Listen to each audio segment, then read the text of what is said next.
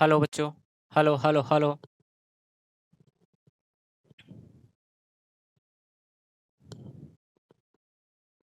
चलो शेरा लोग देखो क्या बताते हैं। आवाज आ रही है? Clear, crystal clear. टॉपिक है सॉलिड स्टेट। सॉलिड स्टेट, ठीक। इसमें आपको पढ़ना है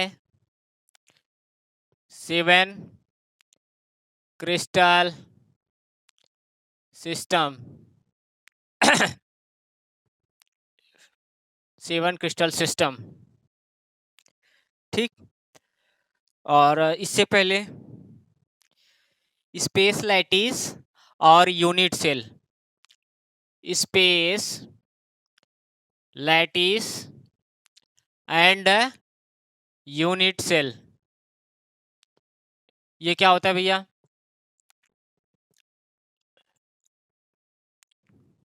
स्पेस लैटिस की डिफिनेशन है 3 डायमेंशनल, इस 3 डायमेंशनल पॉइंट कह लो या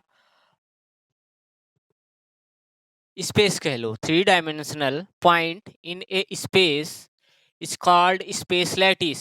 ये अपने यहाँ पे जो इन्वायरमेंट है वहाँ पे कोई एक पॉइंट है जो कि तीनों डायरेक्शन में है, एक्स वाई जेड तीनों कोऑर्डिनेट पर उसका कुछ कुछ पार्ट है।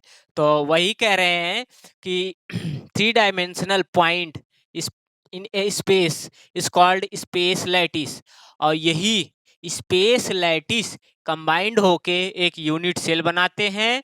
फिर यूनिट सेल आपस में कंबाइंड होकर एक क्रिस्टल का निर्माण करता है। क्रिस्टल, तो ये बात हम कहना चाह रहे हैं, ठीक। हवा में कोई एक पॉइंट लो जिसका कुछ अमाउंट तीनों कोऑर्डिनेट पे हो, कुछ कुछ, वो स्पेस लैटिस कहा जाएगा। और उसी स्पेस लैटिस के कॉम्बिनेशन से बना हुआ स्ट्रक्चर यूनिट सेल कहा जाएगा, और यूनिट सेल से मिलकर बना हुआ स्ट्रक्चर क्रिस्टल कहा जाएगा। और क्रिस्टल से मिलकर कंपाउंड बन रहे हैं, मैटर बन रहा है, ठीक। जो हमारे सिलेबस में है वो है सिंपल, शॉर्ट फॉर्म में क्या लिखा जाता है? SCC, simple cubic crystal system. हाँ, दूसरा BCC, body centred cubic crystal system. FCC, face centred cubic crystal system. HCC, hexagonal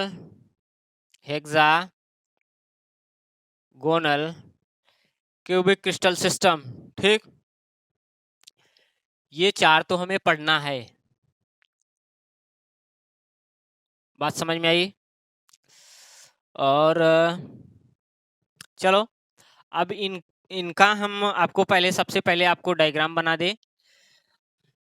NEET में जब भी क्वेश्चन आएगा यहाँ से, सिंपल आप जिस क्लास में बैठ के एग्जाम दे रहे हो उसी क्लास को आप क्यूब मान लोगे और तुरंत काउंट करोगे कितने फेस हैं, कितने एज हैं, कितने जो है सेंटर्ड हैं, कितने डायगोनल हैं। पूरा क्वेश्चन वहीं से हो जाएगा, ठीक।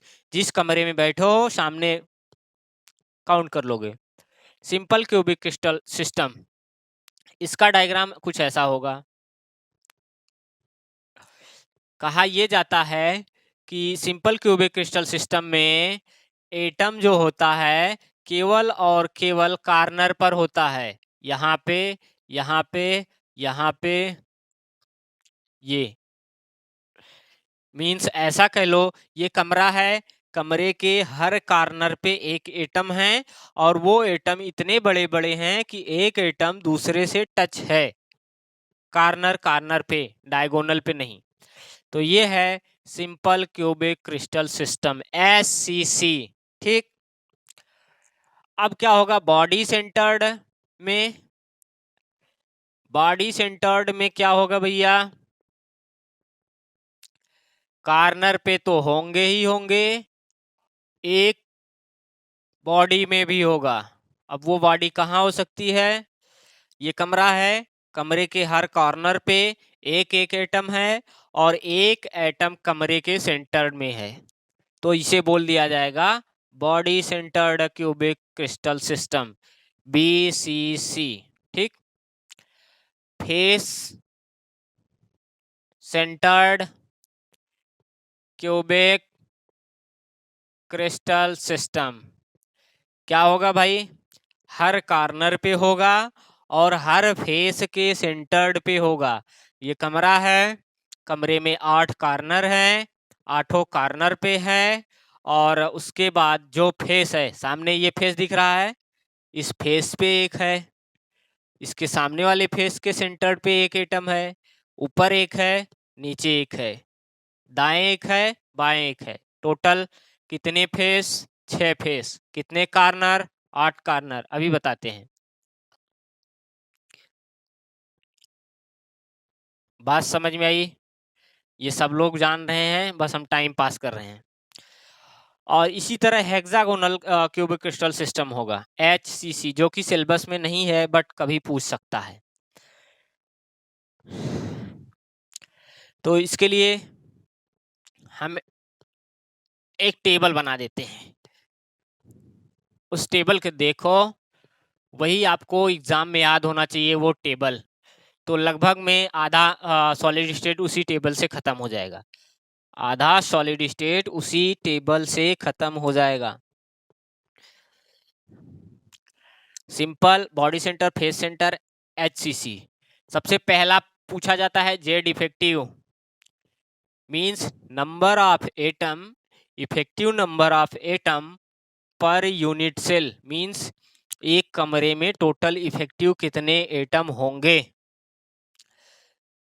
तो आपके सिंपल क्यूबिक क्रिस्टल सिस्टम में 8 एटम होते हैं, सभी कॉर्नर पे होते हैं और एक कॉर्नर टोटल 8 अन्य रूम से जुड़ा होता है। ये बात ध्यान दो, एक कमरा अन्य 7 कमरे से जुड़ा होता है, खुद को लेके 8। तो इसलिए वो कॉर्नर पे जो एटम होगा वो बाकी के 7 कमरे में और डिस्ट्रीब्यूट होगा, जिसकी वजह से इफेक्टिव मतलब अमाउंट कह लो कि एक बॉल है बड़ा सा, उसका कितना भाग इस कमरे में है वही इफेक्टिव बोला जाता है, जेड इफेक्टिव लिखते हैं उसको। ठीक, तो 1/8 होता है, 1/8 होता है।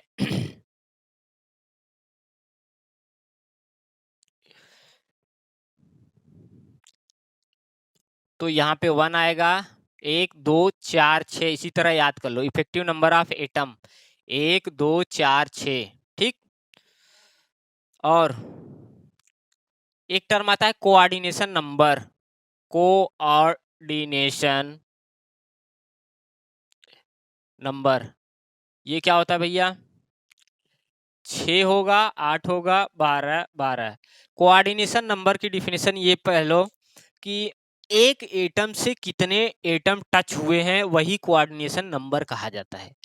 तो सिंपल क्यूबिक क्रिस्टल सिस्टम में एक एटम से 6 अन्य टच होते हैं, बॉडी सेंटर्ड में 1 से 8 टच होते हैं और फेस सेंटर्ड में 12 टच होते हैं, हेक्सागोनल में भी 12 टच होते हैं। कैसे? एक कमरा है, उस कमरे के कॉर्नर पे एक एटम है, तो वो अन्य कितने कमरों में बटा हुआ है? 7।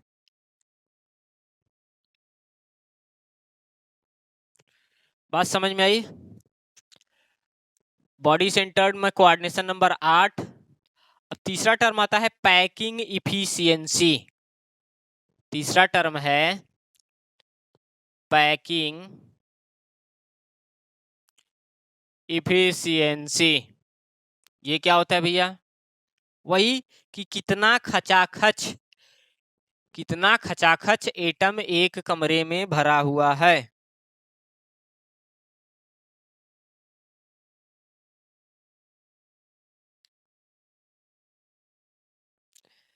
बात समझ में आई?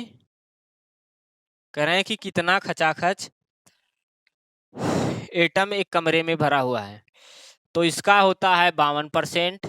आपको याद करना होगा, मैं निकाल के दिखाऊंगा। इसका 68%, 74%,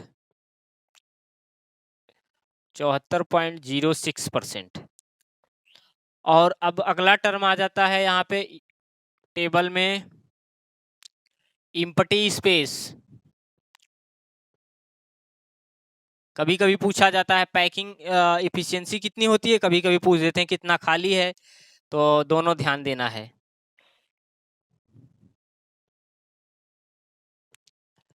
तो यहाँ पे 100 माइनस 52%, यहाँ पे 100 माइनस 68%, और यहाँ पे 100 माइनस 74%, और यहाँ पे 100 माइनस 74.06%। तो जो आंसर आएगा वो इम्पटी स्पेस होगा। अब एक टर्म और बच रहा है, रेडियस का फार्मूला। ठीक, एक टर्म और बच रहा है, रेडियस का formula. R equal to A/2। तो यहाँ रेडियस हम लिख रहे हैं, R equal to A/2।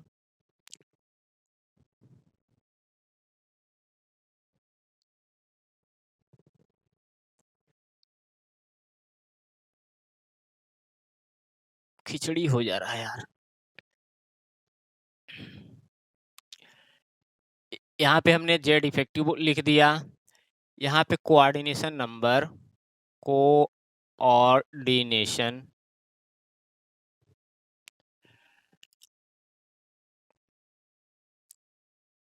Packing efficiency represent करते हैं नीटा से। और यहाँ पे स्पेस, यहाँ पे आपका रेडियस, और √3/4 इंटू ए, 1/2√2 इंटू ए, और a/√2। ये 4 फार्मूला रटा होना चाहिए।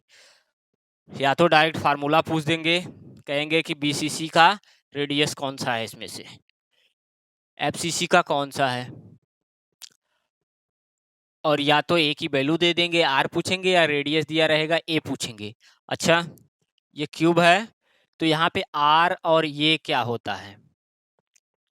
अगर ये एक क्रिस्टल है,